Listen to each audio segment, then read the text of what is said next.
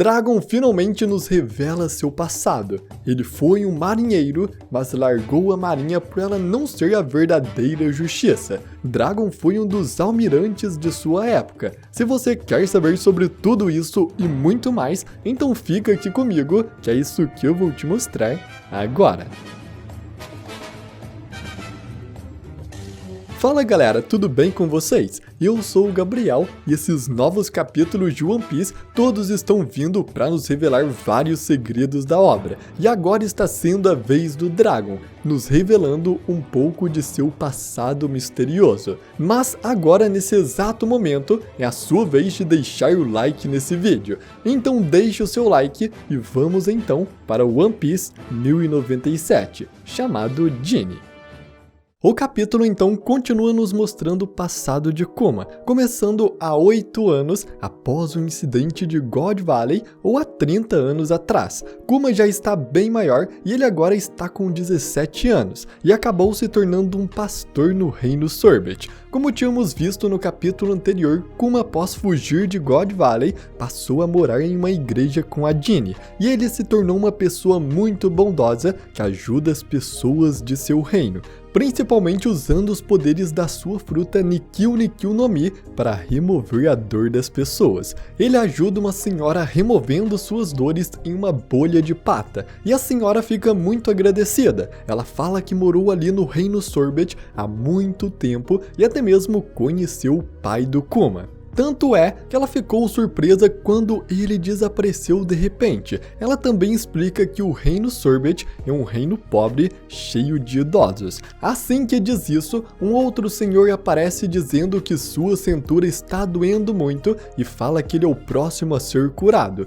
E vários outros também chegam. Então, após Kuma retirar a dor de todos eles, os idosos ficam muito agradecidos e até perguntam se o Kuma não pode fazer essas curas também durante a semana, o que significa que o Kuma só retira a dor das pessoas uma vez na semana. Mas assim que o senhor diz isso, Genie aparece. Ela grita brava com o senhor que ele não pode, e a cura será apenas aos domingos. Ela também diz que ninguém paga nada ao Kuma e fala que eles são uns velhos atrevidos. Os senhores então riem da Genie, dizendo que ela é uma garota bonita, mas muito desbocada. Os senhores explicam que adorariam doar o quanto pudessem para o Kuma, mas eles estão lutando para sobreviver por causa do tributo celestial. Eles também explicam que um novo rei assumiu o reino Sorbet e ele é muito cruel e exige que até mesmo as pessoas doentes e necessitadas paguem o tributo celestial ou então serão presos. Eles contam que um senhor foi aprisionado e morreu de fome, porque o rei não dá uma única refeição aos prisioneiros. Mas Kuma diz que eles não precisam pagar e ele irá remover dores e doenças leves toda semana, e eles podem aparecer. Assim, eles então se despedem e Kuma volta para casa com Genie. Kuma então libera toda aquela dor que retirou dos cidadãos do reino e forma uma enorme bolha. Kuma então se aproxima e absorve toda aquela dor. Ele grita alto com o sofrimento angustiante de todo o povo sendo passado para seu corpo, enquanto Genie só pode ficar triste e ver seu amigo fazendo tudo aquilo pelo povo. Kuma então, com toda aquela dor e ferimentos, vai descansar em uma cama, e Genie, inconformada, vai falar com ele. Ela fala que ele faz isso toda semana, e ninguém sabe que na verdade ele sofre com isso, tendo que absorver a dor de todos eles. Mas Kuma diz que não tem jeito, alguém tem que receber a dor retirada de seus corpos para que ela realmente desapareça, porque se apenas a deixá-la, ela acabará voltando ao seu dono. Porém, mesmo estando nessa situação, Kuma ainda sorri. Ele diz que fica feliz contanto que todos também estejam felizes e pede desculpas a Genie por a preocupar. E então descobrimos por que a Genie ficou tão furiosa quando os cidadãos pediram para o Kuma os curar mais vezes, e também porque o Kuma só faz isso uma vez por semana, porque na verdade a dor e o sofrimento simplesmente não somem, eles precisam ir para alguém. Isso me lembrou bastante de Thriller Bark quando Kuma fez Zoro absorver toda a dor do Luffy. Conhecendo mais sobre a história do Kuma, ele nunca faria mal a uma pessoa que não fosse má. E eu acredito que ele fez isso com Zoro como um teste, para saber até que ponto ele estava disposto a proteger o seu capitão, o Luffy. Kuma obviamente sabia que Luffy não é mau, já que Luffy é filho do Dragon, o seu capitão revolucionário. Então eu acredito que Kuma estava testando a integridade do Chapéu de Palha, para decidir se realmente ele os prenderia ou os deixaria livre ali em Thriller Bark, já que ele tinha recebido a missão do governo de prender os Chapéus de Palha. E mais tarde, por causa desse teste e de já saber que os Chapéus de Palha realmente são piratas bons, ele os salvou em Sabaody e ainda ficou protegendo seu navio. Agora que sabemos do passado do Kuma, tudo acaba se conectando com suas ações passadas. Mas voltando então ao capítulo, Kuma diz para Jinny que eles têm comida e então era para eles irem comer. E Jinny fica super animada com isso, com os dois indo comer e estando muito felizes juntos. Temos então mais um salto no tempo, onde 5 anos se passam e Kuma já estava com 22 anos. Jinny então, vendo que agora Kuma já estava mais velho, propõe para os dois se casarem. Kuma fica surpreso com a proposta, mas diz que não vai fazer isso, o que deixa Jinny confusa, mas mesmo assim ela continua dizendo que os dois vão se casar sim e até mesmo chama de maldito, perguntando se ele a ama e que ela vai fazer ele muito feliz.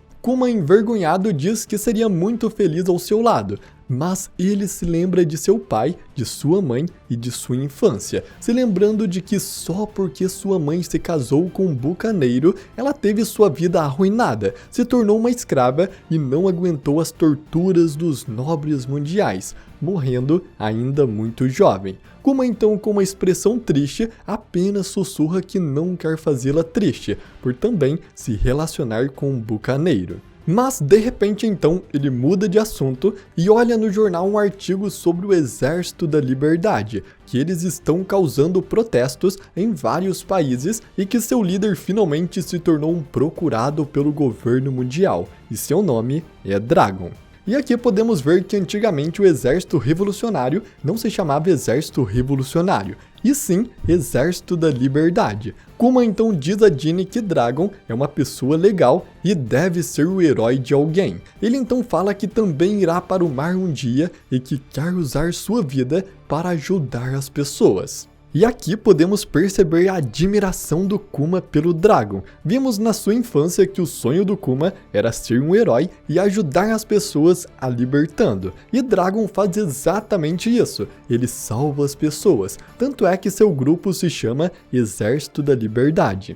Mas então, de repente, alguém bate na porta da casa do Kuma e a Jinny vai atender. A pessoa era um cidadão do reino que havia pescado e estava vendendo seus peixes, e Kuma planejava comprar. Mas Jinny joga um recipiente de madeira na sua cabeça, o chamando de idiota. Temos então mais um salto no tempo, desta vez se passam 3 anos, e vemos Kuma já com 25 anos, extremamente furioso, na frente do castelo do Reino Sorbet. Vemos vários guardas armados em sua frente o impedindo de entrar, e Kuma está gritando para eles devolverem as pessoas que sequestraram.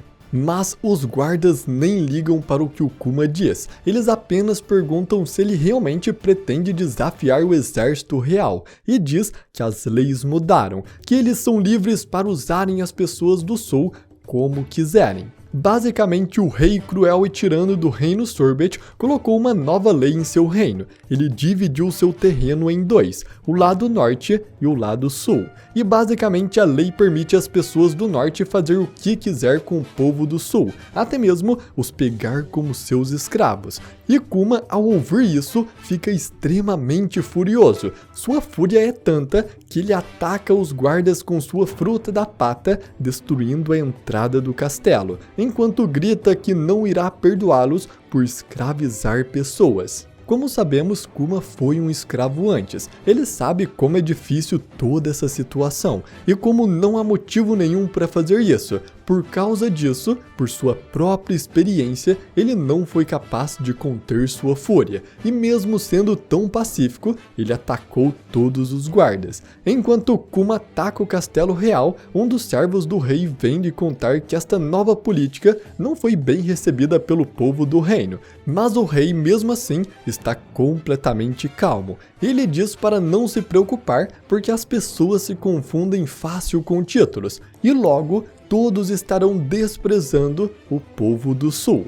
Então o rei declara que a partir daquele momento, apenas a parte norte do reino será considerado o reino Sorbet, e ele explica por que fez isso. Ele fala que a quantia do tributo celestial que eles precisam pagar ao governo mundial para ter sua proteção é decidido pelo número de habitantes, e como o sul é formado principalmente por idosos e pessoas que pagam pouco tributo, eles se tornaram um problema. Então, se eles removerem essa parte de sua jurisdição, o país prosperará. E com isso, então, todo o sul do reino Sorbet, inclusive onde ficava a igreja do Kuma, se tornou uma terra sem lei. E a parte norte mais nobre da ilha se tornou, de fato, o reino Sorbet. A cena então corta para a prisão do reino e vemos que Kuma, Jinny e mais 3 homens foram presos. E o interessante é que esses 3 homens se parecem muito com 3 integrantes dos Piratas da Bonnie, que realmente podem ser eles mesmos ou podem ser seus filhos, já que esse flashback se passa há 22 anos atrás. Mas Kuma, então todo ferido, olha para Jinny e os 3 homens e pergunta por que eles também foram presos. E eles falam que depois do Kuma ter sido preso por atacar os guardas, eles também foram até o castelo e exigiram que o libertassem. Mas em vez disso, eles levaram uma surra e também foram presos. Kuma então, com o mesmo olhar de ódio, fala para Jinny que esse reino se tornará um lugar de discriminação. E Jinny diz que o rei é um subordinado dos nobres mundiais e que esta política, na verdade, foi imposta por alguém de cima. Jinny então diz que se eles desafiarem esse reino, significa que eles têm a determinação para lutar contra o governo mundial. Nesse instante então, uma explosão acontece no meio da cidade do reino Sorbet, e um grupo de pessoas invadem o castelo e pegam o rei, e espalham a notícia para toda a ilha de que o rei tirano foi deposto e que a política de escravidão foi abolida. E então descobrimos que esse grupo era o Exército da Liberdade, liderados por Dragon. O reino inteiro fica feliz com esta notícia e Ivankov e Dragon vão até a prisão do castelo. Ivankov fala para o Dragon que ele irá gostar muito de 2 pessoas ali, do Kuma e da Jinny. E então eles entram na prisão para resgatá-los. Quando Kuma e Jinny reencontram com Ivankov, eles ficam chocados. Eles também reconhecem Dragon do cartaz e Ivankov imediatamente grita para os dois se juntarem a eles e ajudarem a mudar o mundo. E assim, Kuma e Jinny se juntam a Dragon e o Exército da Liberdade. E após a trágica destruição de Ohara que aconteceu nesse mesmo ano, há 22 anos atrás, eles se armaram com determinação. Assim, os 2 pilares centrais, Dragon e Ivankov, e mais a adição do Kuma, eles se tornaram o Exército Revolucionário, que ficou famoso por todo o mundo. E bom galera, teve um quadro que me chamou muita atenção, que foi esse com o homem misterioso atrás do Dragon. Eu não sei porquê, mas essa sombra me lembrou muito o Caribou. Porém, nesta época, há 22 anos atrás, Caribou tinha apenas 10 anos, então essa sombra não pode ser ele. Porém, na história de capa do Caribou, vemos um personagem idêntico a ele, tanto que o confundiram, e esse era Gaburo. O interessante é que Gaburo foi descrito como filho da revolução e foi dito também ser um revolucionário. Então eu acredito que esta sombra seja na verdade esse personagem, ainda mais quando descobrimos que Gaburo já está morto. Esse foi só um detalhe interessante que eu linkei aqui na minha cabeça. Mas após então o exército revolucionário ser criado, Dragon conversa um pouco com Kuma e explica sua situação. Ele fala que o grupo ainda precisa de dinheiro, mas que ele continuará ajudando pessoas a derrubar seus reis tiranos e ensinará os cidadãos a usarem armas. Kuma então pergunta a Dragon como ele sabe tanto sobre armas, e Dragon responde que ele já foi um marinheiro antes, porém não encontrou justiça nenhuma ali. E como eu já venho teorizando há muito tempo aqui com vocês, Dragon realmente foi um marinheiro, mas o que nos resta é saber se ele de fato já chegou a ser um almirante. Atualmente Dragon tem 55 anos, e como vimos com Kuma vendo o jornal, Dragon só começou a ser procurado como um revolucionário há 25 anos atrás, quando ele já tinha 30 anos. Então ele com certeza não era revolucionário há muito tempo, e foi marinheiro provavelmente entre seus 25 e 30 anos, se a gente levar em conta que Dragon seguiu seu pai e se tornou um marinheiro ainda jovem, e também claro, com ele sendo um prodígio, o que com certeza é, existem muitas chances de que ele de fato tenha chegado ao posto de almirante. E se levarmos em conta, o posto de almirante é o único que tem ligação direta com os nobres mundiais, então pode ter sido aí que Dragon percebeu que a marinha não serve para proteger as pessoas, mas sim para proteger os nobres. A marinha não é a verdadeira justiça, então Dragon pode ter sido um almirante antes e as idades batem para isso. Mas continuando, Kuma diz que vai seguir o Dragon em sua caminhada. Então mais um pulo no tempo acontece e se passa 8 anos, há 14 anos atrás da linha do tempo original. E nesse tempo vemos Jinny, ela já se tornou uma comandante revolucionária, sendo a comandante do exército Lash, e ela está muito feliz porque eles vão se encontrar com o esquadrão do Kuma. Porém, de repente, a cena corta para algum tempo não muito longe no futuro. Um homem chega gritando Dragon e lhe dá a notícia. A Jinny foi sequestrada. Um inimigo inesperado apareceu. E então vemos Dragon já com sua tatuagem no seu olho que ele adquiriu em algum momento entre 22 anos atrás e agora, há 14 anos atrás. Como sabemos, Jinny provavelmente não está mais viva no tempo atual, já que ainda não vimos ela, e esse incidente com certeza será aquele que tirará a sua vida. E bom galera, esse foi o capítulo 1097 de One Piece. E conhecer um pouco mais sobre a história do Kuma e sobre a criação dos revolucionários tá sendo bem legal. Eu só quero ver um pouco mais sobre o passado do Dragon, se ele realmente foi um almirante antes, e qual o motivo por ele ter largado a marinha e ter tido tanto ódio assim dos nobres mundiais para criar um grupo rebelde com o objetivo específico de acabar com eles. Mas eu espero muito que você tenha gostado desse vídeo e se gostou, eu conto muito com seu like. Também se inscreva no canal e ative o sininho, porque assim todo novo capítulo que sair, ele vai chegar aí para você e você não perde nenhum deles. Então, eu agradeço muito por você ter assistido até aqui e até a próxima.